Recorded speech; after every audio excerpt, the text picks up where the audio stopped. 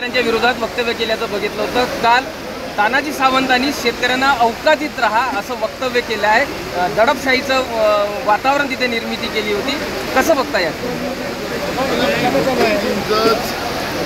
Line आहे आणि हे मोदीची सगळी पिलावळ आहे राज्यातली सत्तेची।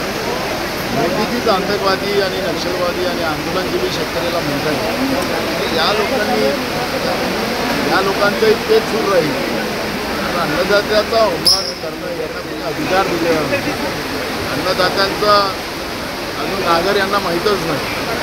अन्नदाता यांच्यावर नागर ज्या दिवशी फिरवेल हेच अन्नदात्याच्या पायाशी आपल्याला पाहायला मिळतील। आणि म्हणून या भ्रष्टाचारी आणि संवेदनहीन असलेल्या सरकारने अन्नदात्यांच्या बद्दल बोलायच्या पहिले आपली जीभ सांभाळली पाहिजे, एवढीच सूचना मी त्यांना या ठिकाणी करतो। नेते होते, सर्वांनी एका अर्थी तुम्हाला भविष्याचे महाराष्ट्राचे मुख्यमंत्री बनावं किंवा त्या मागे तुमच्या मागे सर्व एकवटून शक्ती राहील अशा पद्धतीचं वक्तव्य केलं। काय महाविकास आघाडीच्या दृष्टीनं कसं बघता या आणि काय अपेक्षा आहे तुमची आता सध्या?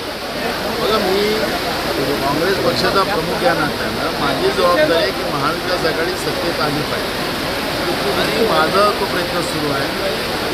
जनभावना, पक्षाच्या नेत्यांच्या भावना या ज्या असतील प्रत्येकांनी भावना ठेवल्या, त्याला काही कोणाला विरोध करायचं काही कारण नाही।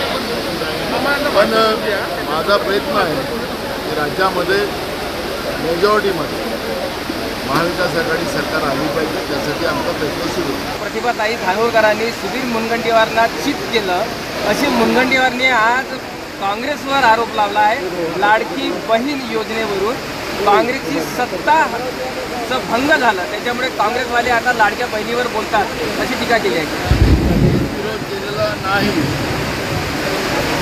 त्यांच्याजवळ आता काहीच बोलायला राहिलेलं नाही। त्या बहिणीचा विरोध करून हाच मुनगंटीवार उभा झाला, त्याला बहिणीवर बोलायचा अधिकार नाही। पण लाडक्या बहिणीला पैसे देत असताना 1,500 रुपये तिच्या हातात तिच्या खिशातून तुम्ही 10,000 रुपये काढताय ना।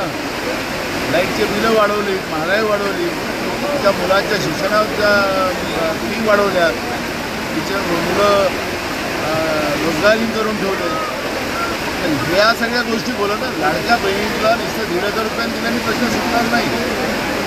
लाडक्या बहिणीचा संसार सुखानं चालला पाहिजे।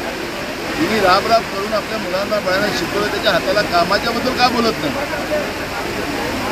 आणि दाजीबद्दल तर काहीच नाही, शेतकऱ्यांसाठी त्यांचं काहीच नाही। कुठल्या बहिणीचं बोलत आहे? मुनगंटीवारला तर बिलकुल बोलायचा अधिकार नाही।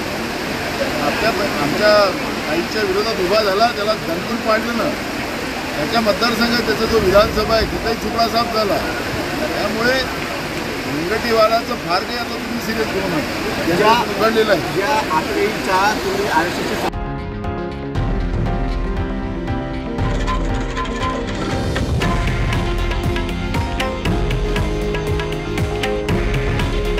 हे आहे देशातील नंबर 1 न्यूज नेटवर्क आणि आपण पाहत आहात TV9 मराठी।